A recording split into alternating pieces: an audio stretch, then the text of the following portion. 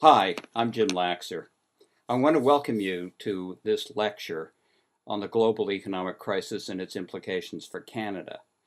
What I'm doing this lecture is dividing up the discussion into 5 segments, which will be 5 files that you can access on the internet.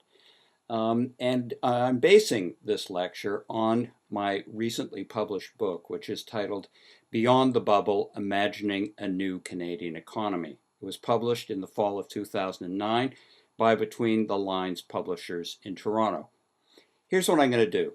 In this first segment, I'm going to look at the crisis from the perspective of a year later. In other words, what things have we learned since the crash occurred?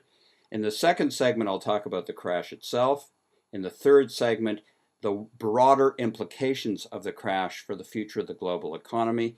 In the fourth segment, the implications of the crash for Canada. And then finally, in the last segment, I'm going to talk about the choices ahead for Canadians as they plan for the future of the Canadian economy. All right, now, looking back a year after the crash, what do we see? First, we see that there was a lot of discussion over the past year about how serious this crash was going to be, what the implications were going to be.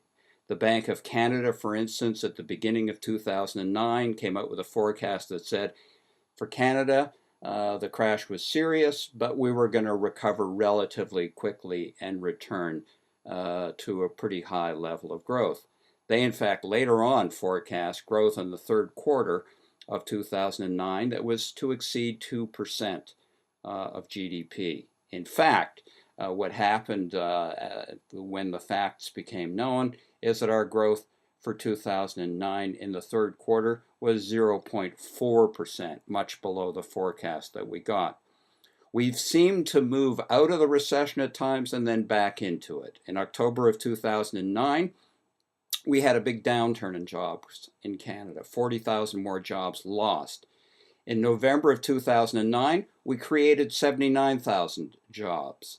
And it appeared to many discussing the economy that Canada was well on its way out of the economic crisis. I don't share that view.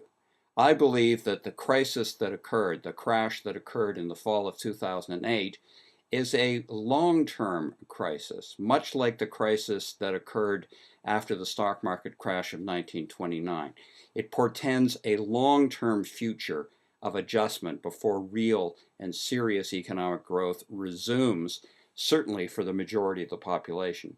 It's true that the bailouts over the course of the past year by governments around the world have helped to reflate stock markets, have helped to put financial firms back into good shape. But the overall average rate of unemployment continues to rise across the OECD countries, that is, the countries in the developed first world. One of the things that leaps out at us is the fact that for younger workers in virtually all industrialized countries, these are tough times. In the case of Canada, by November of 2009, 16% of those between the age of 16 and 24 who were in the workforce were unemployed. In the United States, the percentage was 19%. For African American youth in that age group, it was 29%. For Latino youth, it was 21%. We see that as we look across the world.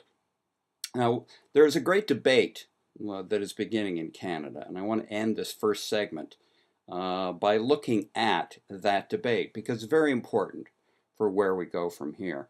Many political leaders, we see this in the federal government, we see it in the Ontario government, other provincial governments are saying, yes, we did stimulus in 2009, and that stimulus was important to causing us to move out of the severe recession.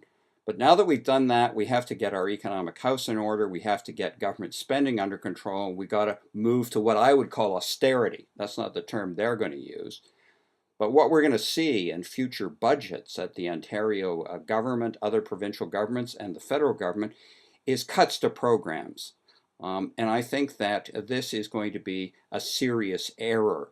It's going to be a serious error because we have far from recovered from the economic downturn, and a move to austerity is going to be pointing the finger at public servants and saying they ought to lose their jobs or face wage freezes as the way for us to return to fiscal health, instead of looking at alternatives such as raising the taxes of the wealthier segments of the Canadian population, the people who've done relatively well out of the ways that reflation has occurred and the bailouts that have occurred over the course of the past year. So there's a big debate that's going to be taking place in this country about the future of economic policy.